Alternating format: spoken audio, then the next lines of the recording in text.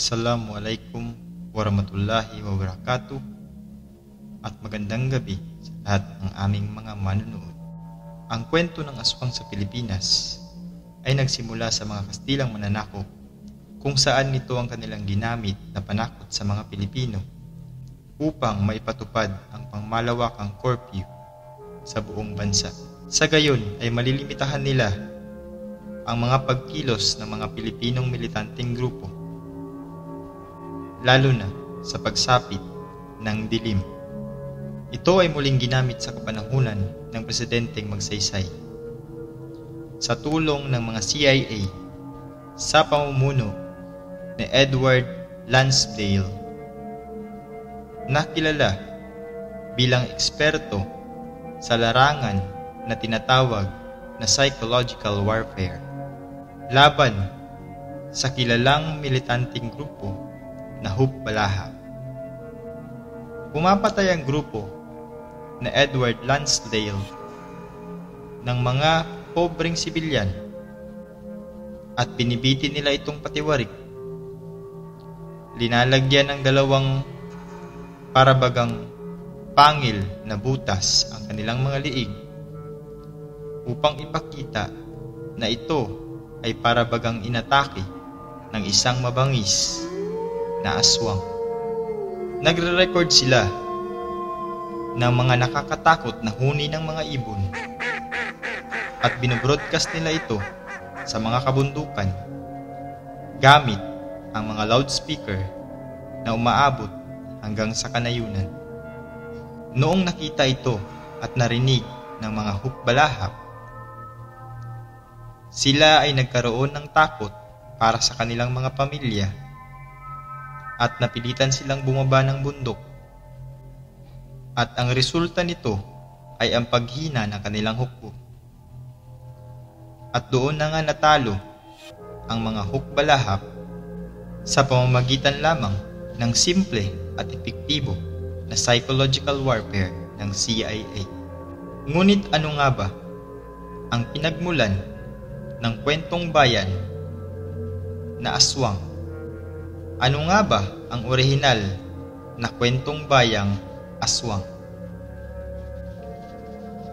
Base mismo sa kasaysayan ng mundo, ang kwento ng aswang o vampire ay nagmula sa totoong kwento ng totoong tao na si Dracula, o kilala bilang Vlad the Impaler.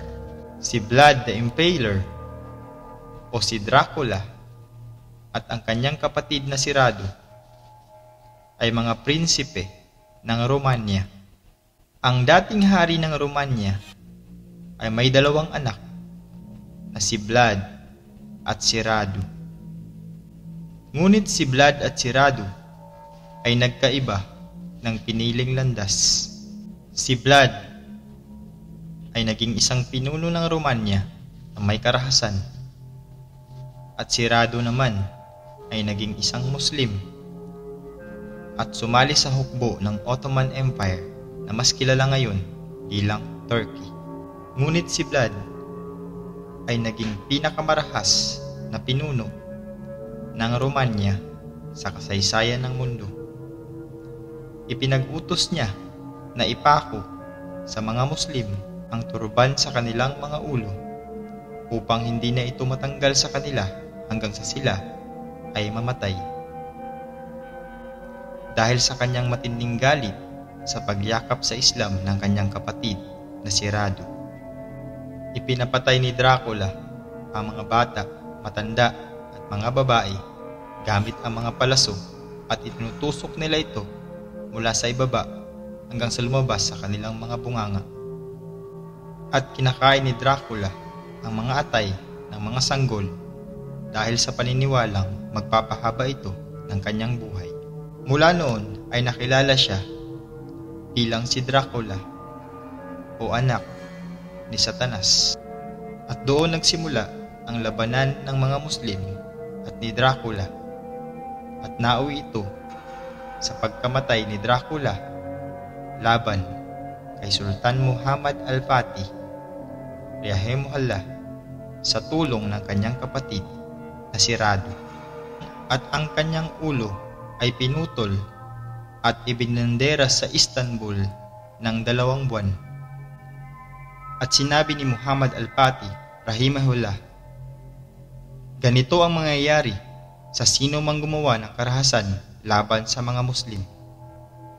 Malinaw pa sa lahat ng malinaw na ang nakapatay sa totoong Dracula ay hindi bawang, sibuyas o bendita ng mga pari, kung hindi ang mga Muslim ang siyang nakapatay kay Dracula taong 1456. Ngunit sa panahon ngayon, mayroon na namang mga aswang na pumapatay sa mga Muslim na tulad ni Dracula.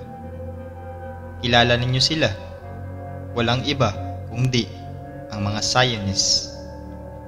Sa kagustuhan nilang sakupin ng tuluyan ang kabuuan ng Palestine. The current situation in the Palestine could continue to endure for generations to come if the Muslims Ummah does not unite. This is a tragedy that has been unfolding for decades. Only through unity and solidarity that we could hope to bring an end to this conflict. May Subhanahu wa Ta'ala guide us all. Assalamu alaikum warahmatullahi wabarakatuh.